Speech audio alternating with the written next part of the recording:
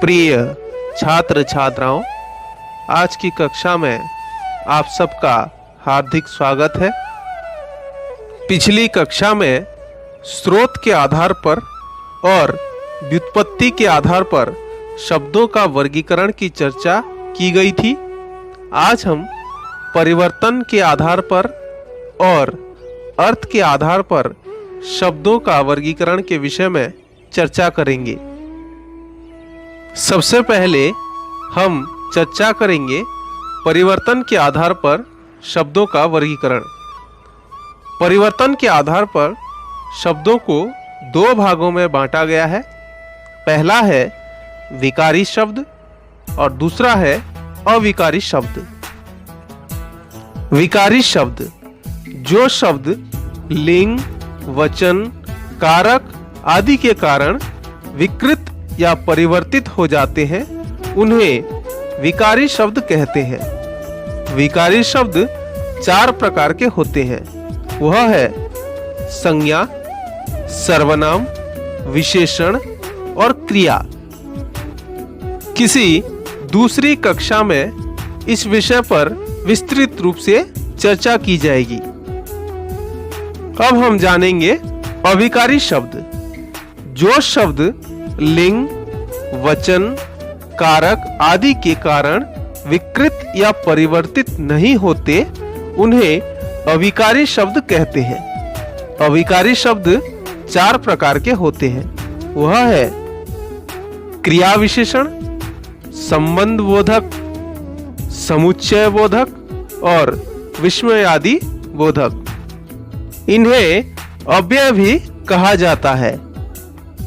आने वाली कक्षा में हम इस विषय में विस्तृत रूप से चर्चा करेंगे। अब हम अर्थ के आधार पर शब्दों का वर्गीकरण करेंगे। अर्थ के आधार पर शब्द को 5 भागों में बांटा जाता है।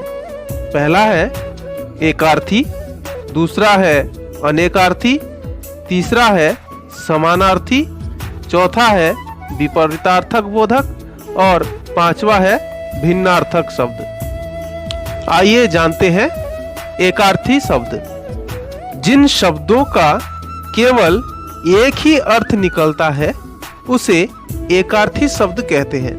जैसे भारत, हिंदी, बुधवार, बरगद आदि। अनेकार्थी शब्द जिन शब्दों के प्रसंगानुसार एक से अधिक अर्थ निकलते हैं उसे अनेकार्थी शब्द कहते हैं। जैसे अंबर, इसका 2 अर्थ है, एक है आकाश और दूसरा है कपड़ा। ठीक उसी प्रकार पय, इसका एक अर्थ है पानी और दूसरा अर्थ है दूध। ठीक उसी प्रकार जीवन, इसका एक अर्थ है प्राण और दूसरा अर्थ है जल। अब हम चर्चा करेंगे समानार्थी या पर्यायवाची शब्द के विषय में। जब अनेक शब्द एक ही अर्थ को बताते हैं उसे समानार्थी या पर्यायवाची शब्द कहते हैं। जैसे इच्छा, इसका पर्यायवाची शब्द है अभिलाषा, चाह, कामना आदि। ठीक उसी प्रकार एक शब्द है आकाश, इसका पर्यायवाची शब्द है गगन, नभ, आसमान, अंबर इत्यादि। आप घर पर इस प्रकार के शब्दों की सूची बनाइए। अब हम चर्चा करेंगे विलोमार्थी या फिर विपरीतार्थक बोधक शब्द के विषय में। जो शब्द किसी अन्य शब्द का विपरीत या उल्टा अर्थ देता है उसे विलोम शब्द या फिर विपरीतार्थक बोधक शब्द कहते हैं। जैसे ज्ञान, इसका विलोम शब्द है अज्ञान। सत्य, असत्य, हार, जीत इत्यादि। इस प्रकार के शब्दों की भी आप सूची बनाइए और अभ्यास करें।